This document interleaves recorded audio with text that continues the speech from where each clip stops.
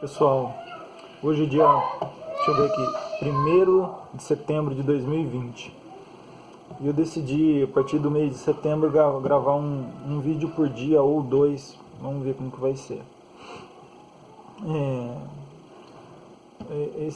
Na verdade, eu já gravei o primeiro vídeo, né? Não hoje, gravei alguns dias atrás, mas aqui vai o segundo. Eu estava pensando, eu acompanho alguns grupos de autismo, né? Eu tenho 2 filhos dentro do espectro e uma menina mais velha, minha filha Bruna, que não está dentro do espectro, é o que a gente costuma chamar de neurotípico. E eu estava pensando em 2 aspectos, vou tentar não ser longo nesse vídeo, tá? O primeiro aspecto é assim, falando da minha experiência, não dá para falar, esse vídeo não é para orientar ninguém, tá? Eu estou falando da minha experiência. O primeiro aspecto é o seguinte, a gente tem que procurar saber como funciona o autismo. Desde quando a gente descobriu há 5 anos atrás, eu vim estudando, a minha esposa vem estudando. Nesse último ano nem tanto, mas a gente estudou bastante nos 3, 4 primeiros anos. Tudo que você pode imaginar. Terapia, como funciona, casos de sucesso, casos que não tiveram sucesso, em aspas, estou colocando aqui, tá? Porque todo caso de autista, o autista ele não é um experimento, né? Estudar as literaturas, estudar as terapias alternativas, que eu acho muito importante, inclusive a gente aplicou algumas aqui nos nossos filhos. Saber os termos, como que funciona, o que é FLAP, o que é Stein ou STEAM, né? O que é estereotipia, qual a diferença dos dois, né? O que é reforço positivo, negativo, e, né, e dentro disso trabalhar, conhecer a criança, né? Conhecer o autista e as suas potencialidades, as suas necessidades, as suas fragilidades, mas também conhecer nós, enquanto pais, né? Porque a gente tem que saber os nossos limites também. Eu estou falando isso porque no próximo vídeo eu vou falar sobre esse item. Então tem gente que suporta algumas coisas, tem pais que não suportam, tem mães que suportam. O casal, um pode ajudar o outro. Quando a mãe está sozinha, ela depende só de Deus. Então, tudo isso tem que ser levado em consideração. O segundo ponto é a gente pegar tudo isso, ver o que dá para aproveitar, colocar isso numa prateleira como se fosse ferramentas, todo esse conhecimento, toda essa busca de saber como cada aspecto funciona, né? As diferenças que existem, toda a literatura, como eu falei. Pegar tudo isso, imaginar isso como ferramentas e aí aplicar isso, né? Então assim, então eu estou falando que a gente tem que ser os terapeutas dos nossos filhos? Não, não é isso que eu estou falando.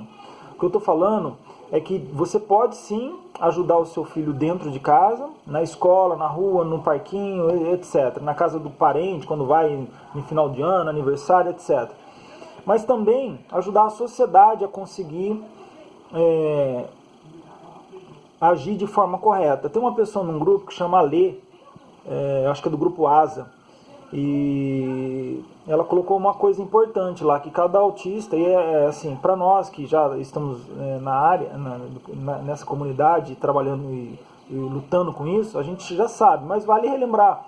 A frase dela foi a Lê, eu acho que não sei se é masculino ou feminino, me perdoa aí se você de repente vê esse vídeo. A frase que ela colocou lá foi mais ou menos assim, que cada autista tem uma forma de agir e de aprender. Um outro amigo meu colocou um relato de um autista que ele foi alfabetizado porque a mãe, ou a professora, a mãe, começou a ensinar ele a ler e escrever, colocando as coisas no teto, porque ele sempre olhava para o teto, o tempo todo olhando para o teto. Então, são formas diferentes. E aí, então, o primeiro aspecto, conhecer tudo que a gente puder de autismo. Não ficar neurótico, mas conhecer tudo que a gente puder. E o segundo, usar todo esse recurso, todo esse conhecimento, toda essa, abre aspas, ferramenta, para a gente poder ajudar eles propriamente, nos ajudar, né? E ajudar a sociedade a fazer com que eles entendam que os nossos filhos eles só pensam de forma diferente, só agem de forma diferente. Eles conseguem aprender, têm capacidade, são muito inteligentes, gostam de abraçar alguns, outros não, são amorosos, eles podem ter sentimentos, eles podem ter raiva, eles podem chorar, eles podem se alegrar. Então, eu queria que vocês pensassem junto comigo, e aqui é a minha experiência, não quero dar... não é orientação para ninguém nesse sentido, né? Quem sou eu para dar orientação? Mas é o que eu estou vivendo e o que eu estou pensando. Que a gente pode, em primeiro ponto, buscar tudo isso. Em segundo, pegar tudo isso e aplicar. Né? E aí eu vejo, por que eu estou falando tudo isso? Para finalizar, conclusão. Eu vejo a gente buscar muita informação, muitos de vocês conhecem muito de autismo, toda a parte técnica, todos os termos e tal, as terapias, né? Só que na prática a gente às vezes até ajudam muito dentro de casa, as mães principalmente, né? Os seus filhos, e principalmente nessa época de pandemia, quarentena, com as aulas. Mas para a sociedade nem sempre a gente faz isso, né? Então eu acho que a gente, por exemplo, uma dica, vamos para coisas práticas, né? De repente você andar com um folhetinho daquele pequenininho mostrando quais são as principais características de uma pessoa com TEA. E de repente numa fila ou surge um assunto, entrega lá. Né? Uma outra coisa que eu tenho vontade de fazer, já tem os folhetos aqui que eu aproveitei do último